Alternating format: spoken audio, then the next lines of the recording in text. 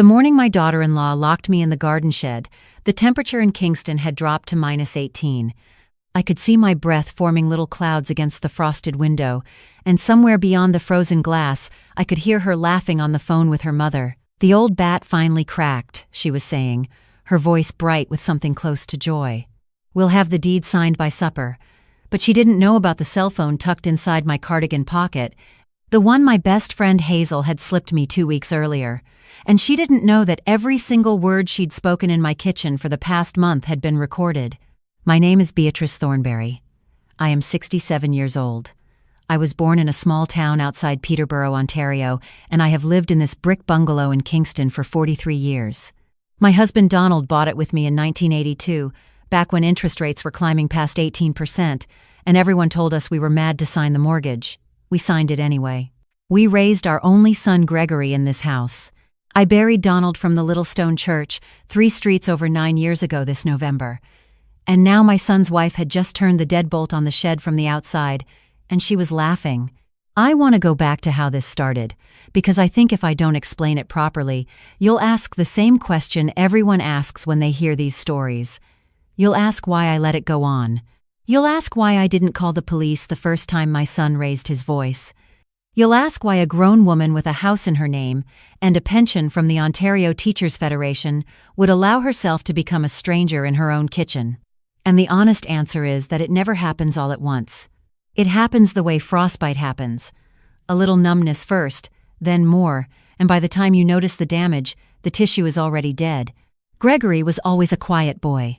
I taught grade 4 at Winston Churchill Public School for 31 years, and I can tell you the quiet ones are usually the deep ones, the observers, the children who are putting the world together in their heads while the loud ones run circles around them. Donald used to say our son had an old soul. He read everything we gave him. He went to Queen's University right here in Kingston on a partial scholarship and studied accounting. He was the first Thornberry in 4 generations to finish a bachelor's degree, and when he walked across that stage at Grant Hall, Donald cried so hard he had to leave and stand in the hallway. That was the proudest day of our lives. Gregory met Vanessa during his articling placement at a firm in Mississauga.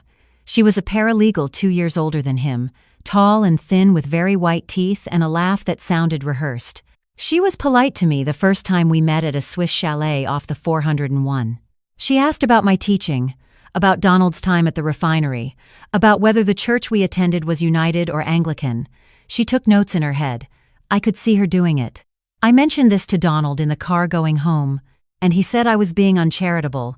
He said she just wanted to make a good impression. They married the summer after Donald's heart attack. I paid for the reception at a banquet hall in Brockville because Vanessa's parents had gone through a messy separation and nobody wanted to host. I didn't mind. I had RRSP contributions I could draw from, and it made Gregory happy. Vanessa wore a dress that cost more than my first car.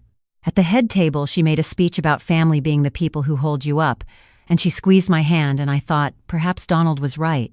Perhaps I had misjudged her.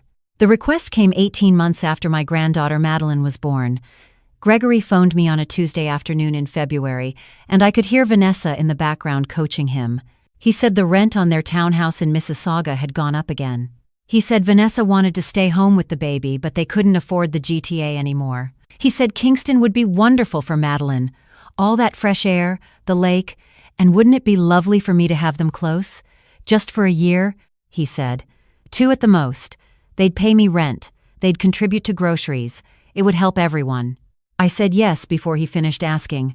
Of course I said yes. My son was coming home.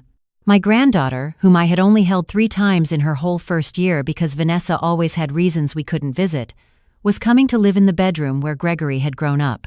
I hung up the phone and I walked through every room of that bungalow planning where I'd put things, imagining Madeline's little footsteps on the hardwood in the hallway. I bought a high chair at Canadian Tire. I knitted her a wool blanket in cream and pale green. I was 63 years old and I had never been happier. They arrived on a Saturday in April with a moving truck that took up half the block. Gregory hugged me at the door and I cried into his shoulder. Vanessa handed me Madeline, like she was handing me a grocery bag, and walked past me into the house with her phone pressed to her ear. I didn't think anything of it at the time. She was tired. They'd driven 3 hours from Mississauga. Traveling with a toddler is exhausting. I told myself all the kind things a mother tells herself when she doesn't want to see what's in front of her. The first month was sweet. Madeline called me Grandma B and followed me everywhere. I read her The Paper Bag Princess at bedtime. I made her porridge in the mornings with maple syrup from a tin I'd bought at the farmer's market in Wolf Island. Vanessa was pleasant enough. She complimented my baking. She asked about Donald, listened to my stories. Gregory seemed content. He'd found a position at a small accounting firm on Princess Street, and in the evenings he'd sit on the back porch with me, and we'd watch the sun go down over the lake. I remember thinking that Donald would be so pleased. His boy had come home. His boy had a family. The first small thing I noticed was the furniture. Vanessa wanted to rearrange the living room because, she said, the feng shui was stagnant. She moved my wingback chair, the one Donald had bought me for our 30th anniversary, into the basement. She said it clashed with the sofa. She put a white leather recliner in its place, one she'd had delivered from the brick without mentioning it. When I came down for coffee one morning, my chair was gone.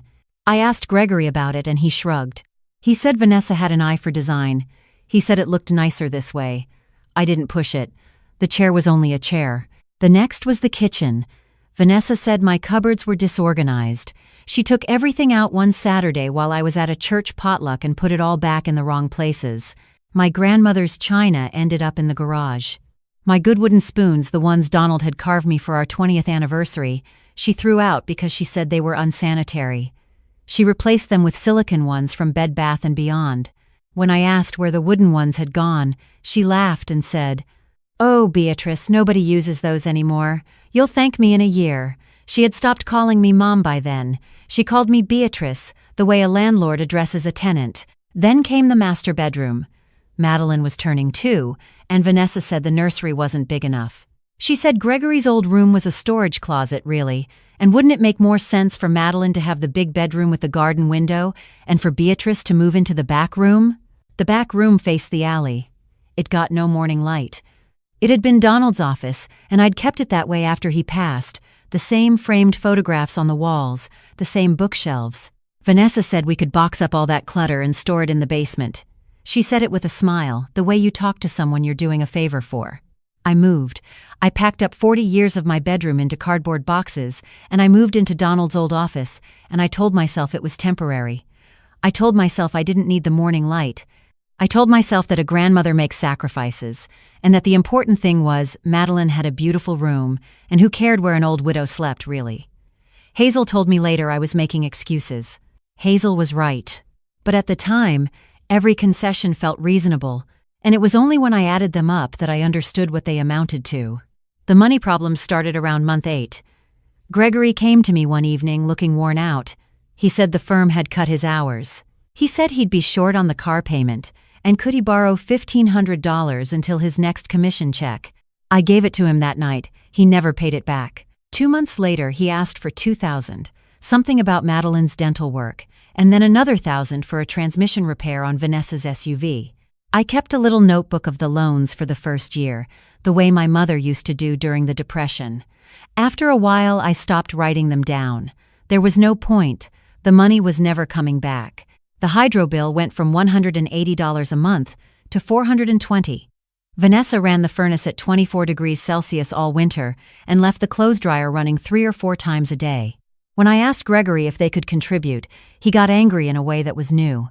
He said I should be grateful to have my family with me. He said most grandmothers would kill for this arrangement.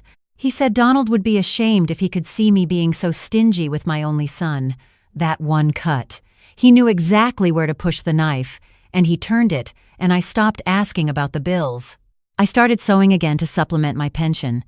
I'd done tailoring work on the side my whole teaching career, alterations for neighbors, bridesmaid dresses, curtains. I set up my singer in the back room, and I took on as much work as my eyes could handle. I was making about $600 a month, and every dollar of it went straight into the household. Meanwhile, Vanessa was getting her nails done every 2 weeks at a spa on Bath Road, and she'd come home with shopping bags from Winners and RW and CO, and she'd leave them on the kitchen table where I couldn't miss them. She never said a word about it. She didn't need to. The turning point came in September of last year. I'd been unwell, a flu that wouldn't shake, and I'd spent 3 days in bed. Hazel had driven me to the walk-in clinic on Division Street, and the doctor had written me a prescription for antibiotics and told me to rest for a week. When I came home, Vanessa met me at the door with a stack of papers. She said she and Gregory had been thinking, and with my health becoming unpredictable, wouldn't it be wise to put the house into joint ownership? Just as a precaution, she said. Just in case. She said Gregory's lawyer had drawn up the paperwork and all I needed to do was sign. I was running a fever. My head was swimming. But something inside me, something my mother had put there when I was small, woke up and told me to say no. I told Vanessa I would look at the papers when I was feeling better. I took them to my room and I locked the door. She banged on it twice and called me unreasonable. I lay in bed shaking, not from fever anymore, but from something colder.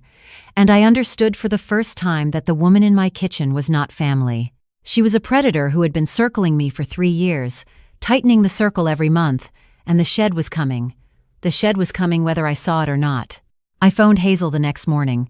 Hazel and I had taught together for 22 years.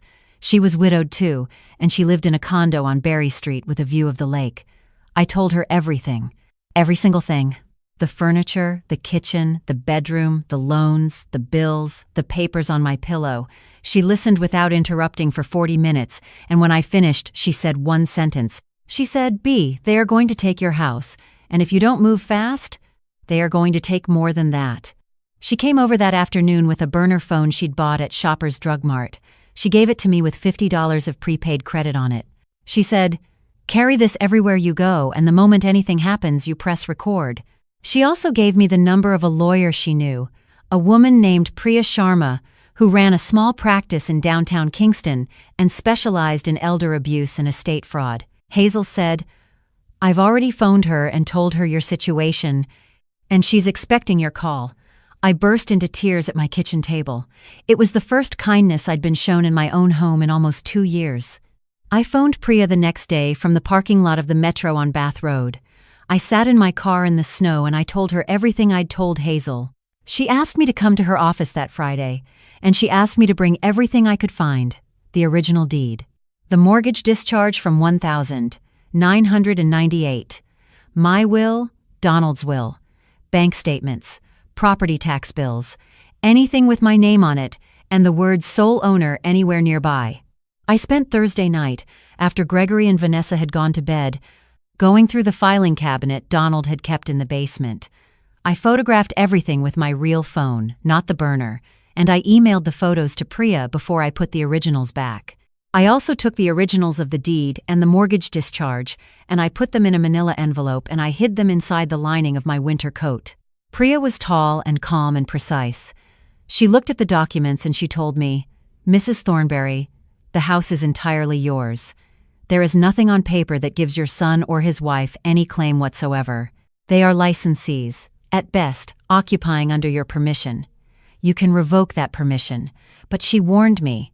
She said that under Ontario's Residential Tenancies Act, the process of evicting family members who've been living with you for years can become complicated if they claim tenancy. She said the key was proving abuse, fraud, or an imminent threat, and the burner phone recordings were going to matter a great deal. I started recording in October, every meal, every evening in the kitchen, every time Vanessa and Gregory thought I was asleep and they talked in the living room with the baby monitor accidentally left on. You'd be astonished what people will say when they don't think you're listening. I heard Vanessa tell Gregory that she was done pretending to be nice to the cow and that they needed to get the house into their names before Christmas. I heard Gregory, my son, my only child, say that his mother was getting more confused lately and that maybe a nursing home assessment would do the trick. I heard them laugh. I heard my son laugh at the idea of committing his mother. And every word went into Priya's encrypted email inbox the same night. They tried to have me declared incompetent in early December. Vanessa had been dropping hints to the family doctor for months, saying she was worried I was forgetting things, leaving the stove on, wandering. The doctor, bless her, knew me well enough to be skeptical, and when Vanessa pushed for a capacity assessment, the doctor insisted on doing it herself. I passed it with flying colors. The doctor wrote a letter confirming that I was of sound mind and full capacity, and she gave me a copy for my records. I sent that to Priya too. Priya said, "Mrs. Thornberry, they have just handed us a gift. Contemporaneous evidence of an attempt to have you declared incompetent is gold in a fraud case. Keep quiet. Keep recording. We are building a wall around you, and they don't see it yet. Christmas came and went. Madeline was 4 by then, and she clung to me every chance she got. Vanessa had started keeping her away, saying I was a bad influence, telling the child that Grandma B was confused and forgetful. But children know.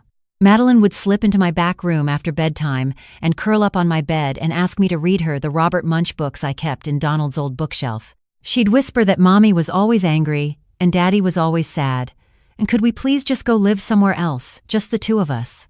I held her and I stroked her hair, and I promised her that things were going to get better. I promised her, and I meant it.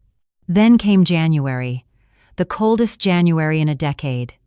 On the 11th, a Saturday, Vanessa came home from her mother's in Oshawa with a new stack of papers.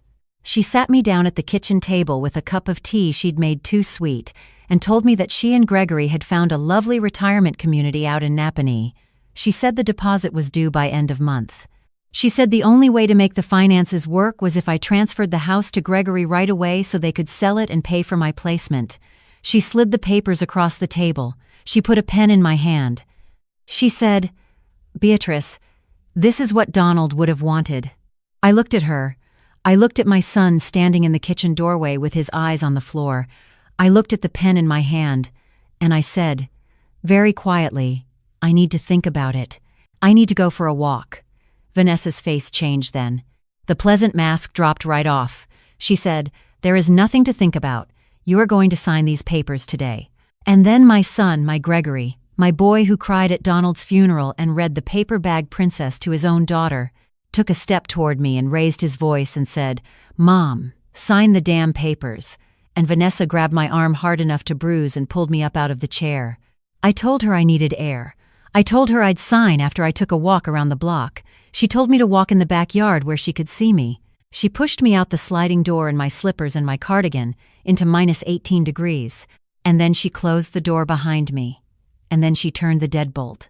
And then, a moment later, I heard the deadbolt on the garden shed click open, and she came out through the garage and told me to wait in there while the grown-ups finished talking. She locked me in the shed.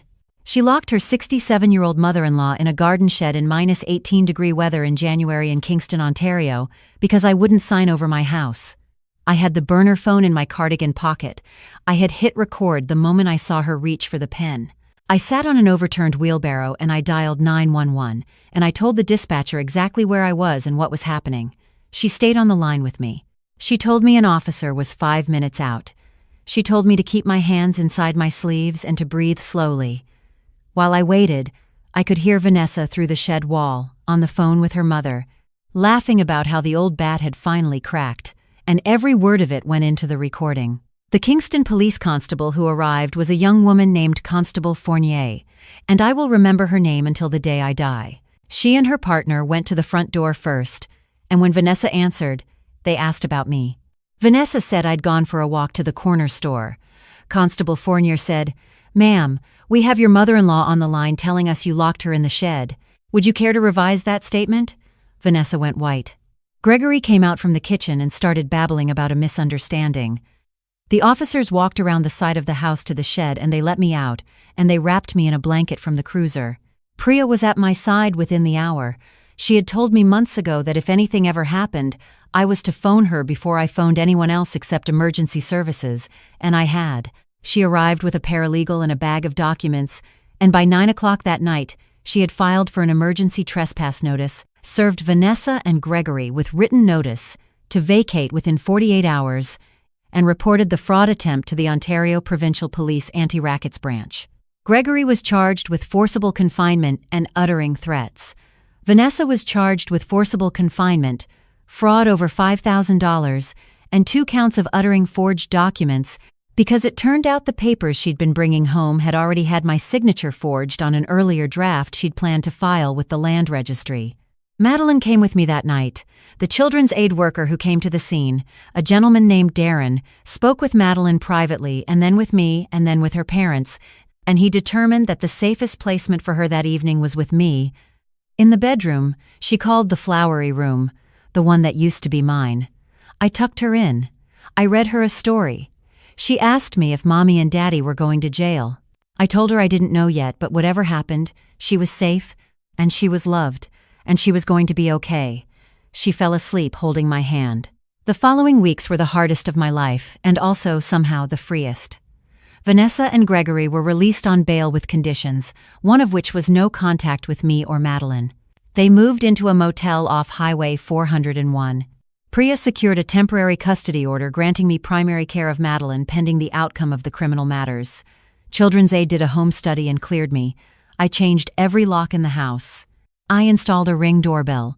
I joined a victim services support group that met Thursday evenings at a community center near the K-Rock Center, and I listened to women 20 years younger than me tell stories almost identical to mine, and I realized, slowly, that I wasn't alone and I never had been. The criminal trial took 14 months. Vanessa pleaded guilty to fraud and was sentenced to 18 months in a federal facility. Gregory, on the advice of a better lawyer, pleaded guilty to forcible confinement and received 6 months of house arrest and 2 years of probation. He was ordered to attend counseling. He was ordered to pay restitution for every dollar of the loans I had documented, which came out to just over $41,000. He is paying it back at $200 a month. I don't need the money. I put every check into an RESP for Madeline. I got full custody of Madeline 8 months ago. Gregory has supervised visitation twice a month at a family center on Princess Street. He comes, he sits with his daughter, he tells her he loves her. He asks her about school. He does not ask about me, and I do not ask about him. The counselor who worked with Madeline for the first 6 months told me the child had internalized a great deal of anxiety, but that she was resilient, and that the stability of my home was the single most important factor in her recovery. Madeline is 6 now. She is in grade 1 at the same school where I taught for 31 years. Her grade 1 teacher was a student of mine in 1994. Kingston is a small town that way. I am 68 years old now. My wingback chair is back in the living room, in the spot by the window where Donald put it 40 years ago. My grandmother's china is out of the garage and back on the shelf where it belongs. I sleep in my own bedroom, with the garden window, where the morning light comes in at 6:15 in the summer and wakes me up with the birds. Madeline sleeps in Gregory's old room. I read her stories every night. I make her porridge in the morning with maple syrup from the Wolf Island Farmers Market. Hazel comes for tea every Sunday. We sit on the back porch in the summer and we watch the sun go down over the lake, the same lake Donald and I used to watch together. She asks me sometimes if I regret what I did. If I feel guilty about my son. I tell her the truth, which is that I grieve him every day, but I do not regret one single thing.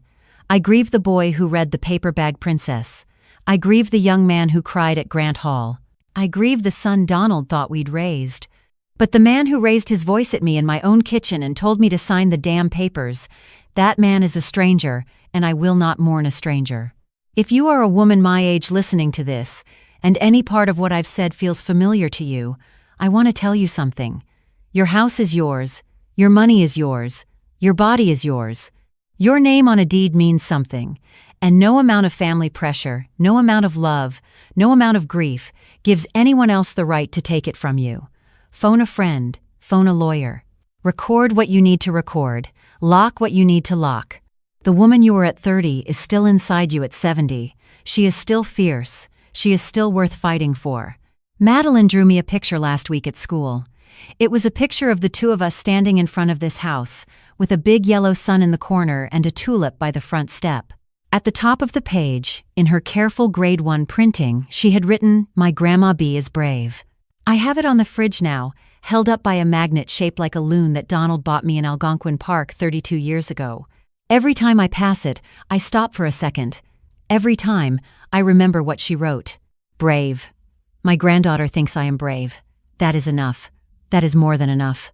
If you listened all the way to the end of my story, please leave a 1 in the comments so I know you were here. If it meant something to you, a like helps the channel more than you know. I have more stories on this channel from women like me who found their spine late and used it well. Thank you for sitting with me. Thank you for listening. Take care of yourselves out there and lock your own doors, because nobody is going to lock them for you.